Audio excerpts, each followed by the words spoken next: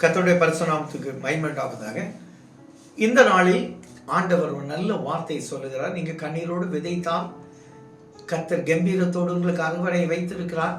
உங்களுக்கே தெரியாம கர்த்தர் உங்களுடைய காரியத்துக்காக விழித்திருந்து அதை வளரச் செய்து 100 மடங்கு பலனை கொடுக்க கர்த்தர் சித்தமா இருக்கிறார். வாசிப்போம். சங்கீதம் 126 சங்கீதம் 5:6 பார்ப்போம். கண்ணீரோடு விதைக்கிறவர்கள் கம்பீரத்தோடு அறுப்பார்கள். அள்ளி தூவும் விதையை சுமக்கிறவன் அழுது கொண்டு போகிறான். ஆனாலும் தான் அறுத்த அரிகளை சுமந்து கொண்டு கம்பீரத்தோடு திருப்பி வருவான். நீங்க போகும்போது ஒருவேளை கடன்பட்டு சிலர் வட்டிக்கு கூட வாங்கியிருப்பாங்க, சிலர் அங்கே ஜுவல்ல பிளட்ஜ் பண்ணியிருப்பாங்க.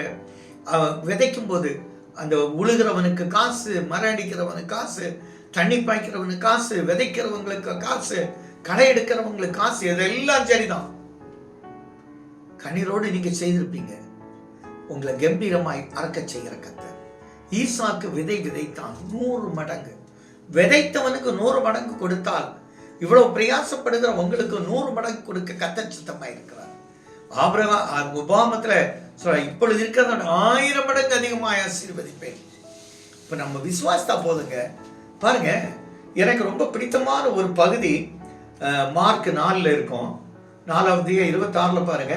பின்னும் அவர் அவர்களை நோக்கி, தேவனுடைய ராஜ்யமானது ஒரு மனுஷன் நிலத்தில் விதைத்து இரவில் தூங்கி பகலில் விளைத்து காத்திருக்க அவனுக்கே தெரியாத விதமாய் விதை முளைத்து பயிராகிறது கொப்பாய் இருக்கிறது. ஒரு தாயின் வயிற்றில் ஒரு பிள்ளை உருவாகும் போது எலும்பு உருவாகிறது தாய்க்கு தெரியாதது போல உங்க விதை முளைக்க போகிறது. நீங்க உங்க பிள்ளைகளுக்காக கண்ணீரோடு விதைத்ததெல்லாம் கம்பீரத்தோட அறுக்க போறீங்க. மாற்றம் இல்லை. கண்ணீர் விட்டீங்கல்ல, அதுக்கு பலன் வைத்திருக்கிறார். நிச்சயமாக. எவ்வளவு அழகான வார்த்தை. கம்பீரத்தோடு அறுக்கப்படுகிற கர்த்தர் உங்களுக்கு விதையை அவர் காத்திருக்கிறார். அந்த விதையை முளைக்க பண்ண பிரசங்கி 11 சொல்வார் பாருங்க. அதான் ஒரு கற்போதையின் வயிற்றுல எலும்பு உருவாக தெரியாதது போல இந்த விதை முளைக்கிறது உங்களுக்கே தெரியாம காரியம் முடியும்.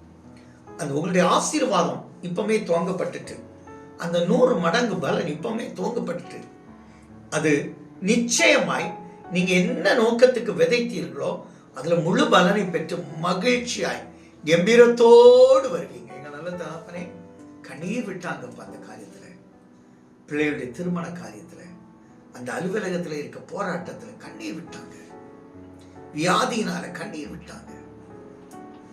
ஆண்டவர் கம்பீரத்தோடு இருக்க, மகிழ்ச்சியோடு இருக்க கர்த்தர் கிருபை கொடுத்து நன்மை செய்யும் நல்ல பிதாவே. ஆமென்.